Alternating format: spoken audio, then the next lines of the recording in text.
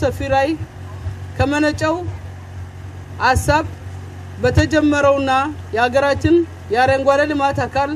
በሆነው የአረንጓዴ አሻራ መርሃ ግብር በተከናወነው የዛፍ ተከላ ዘመቻ በርካታ የተራቆቱ ቦታዎችና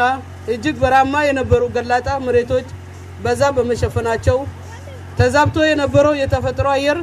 ስነ ምህዳር ወደ ነበረበት ሁኔታ እየተመለሰ እንዲሁም በየስፍራው ቀደም ሲል የነበረው የአፈር መሸርሸር እየቀነሰ ይገኛል። ከዚህ ባሻገር የአረንጓዴ አሻራ የዛፍ ተከላ ዘመቻ የተፈጥሮ የአየር ሚዛንን ከመጠበቅ ባሻገር ሀገራችን እየተጓዘችበት ላለው የኢንዱስትሪ መር ኢኮኖሚ በቀጥታም ሆነ በተዘዋዋሪ እጅግ ከፍተኛ አስተዋጽኦ ሊያበረክት የሚችል በመሆኑ ካሁን በኋላ በክልላችን የሚካሄዱ የአረንጓዴ አሻራ ዛፍ ተከላ መርሃ ግብሮች ከደን ዛፎች በተጨማሪ እንደየአካባቢ ተስማሚ የአየር ሁኔታ ለምግብና ለኢንዱስትሪ ግብዓት ሊሆኑ የሚችሉ እንደ ዋንዛ፣ ቀረሮ፣ ቀርካ፣ ማንጎ፣ ሞሪንጋ ወይም ሽፈራው፣ ዘይቱና፣ አቮካዶ፣ ሙዝ፣ ብርቱካን፣ ፓፓያ፣ ሌሎች የአካባቢውም የትምሪን ወይም የሮቃ ዛፍ፣ የወዶ ዛፍ ጠቀሜታ ያላቸው እጽዋት መካተት ስላለባቸው የሚመለከታቸው የዘርፉ ባለሙያዎች ባለድርሻ አካላት በዚህ ዙሪያ ትኩረት ሰጥቶ መስራት ይጠበቅባቸዋል። ባለፉት 7 ዓመታት በአረንጓዴ አሻራ ኢኒሼቲቭ መርሃ ግብር የክልላችን አፈጻጸም ሲታይ አበረታች ተግባር የተከናወኑ ሲሆን አረንጓዴ አሻራ መርሃ ግብር አካል በሆነውና ተስፋ እንትክል በሚል መሪ ቃል በዚህ ክረምት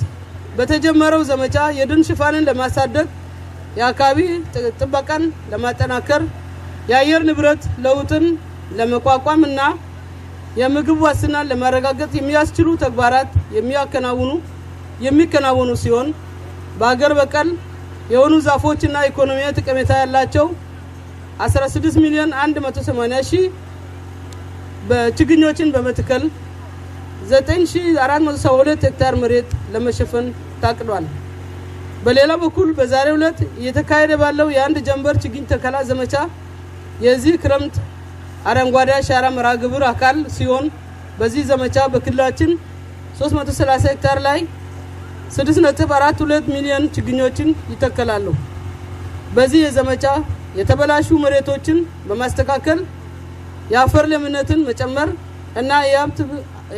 የውሃ ሀብታችንን ከመጠበቅ አኳያ እየተደረገ ያለውን ጥረት ውጤታማ ለማድረግ እንዲሁም የአየር ንብረት ለውጥን በመከላከል እና የግብርና ምርታማነትን ኢኮኖሚያዊ ለማጎልበት አስተዋጽኦ ያላቸው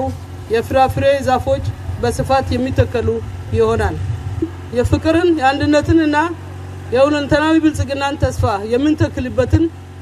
እንዲሁም በይቻላል መንፈስ በአንድነት ተያይዘን ከቆምን በአጭር ጊዜ ውስጥ የክልላችንን ማህበራዊ ኢኮኖሚያዊ ገጽታ መቀየር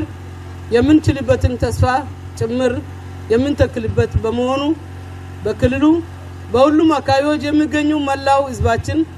ባለው ሙሉ አቅም በመረባረብ በዚህ የዘመቻ አሻራውን እንዲያሳርፍ ካደራ ጭምር ጥሪዬን አስተላልፋለሁ።